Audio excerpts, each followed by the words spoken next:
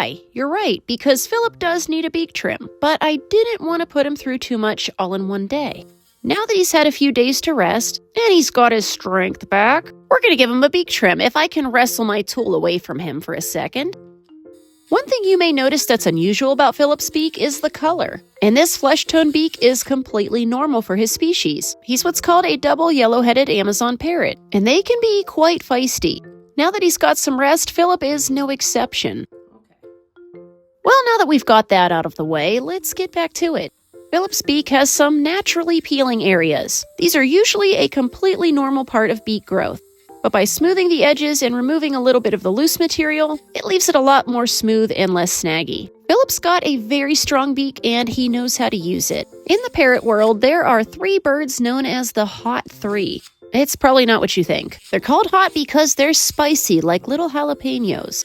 And they can pack a punch. The Hot 3 are blue-fronted Amazons, yellow nape Amazons, and double yellow-headed Amazons like Philip. Individuals can vary, of course, but as a group, these species tend to be hot-headed, temperamental, possessive, and sometimes a little bit unpredictable.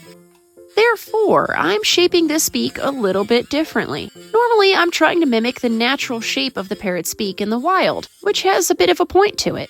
In Philip's case, I'm actually rounding off the tip and blunting it more than I normally would. This is not going to affect him in any way, and it's not going to stop him from giving a good chomp when he wants to. But by blunting the tip, it's protecting his new family just a little bit. There's a learning curve and lots of adjustments that need to be made with any parrot coming into a new home. And I'm going to be there for his new family every step of the way. If anything goes sideways, Philip is always welcome back here. The comfort and safety of him, his new family, and their existing bird is the priority. Once he realized that everything was okay, he did wonderful for his beak trim. I can't blame him at all for being a little bit nervous.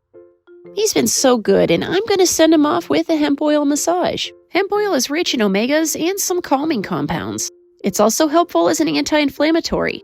I like to use a little bit for beak and foot massages. It helps my fingers glide around smoothly, which increases circulation. You could do this with any food-safe oil if you want, as long as you don't use avocado oil because that one's toxic to birds. I always make sure to pay extra special attention to the skin around their beak as well.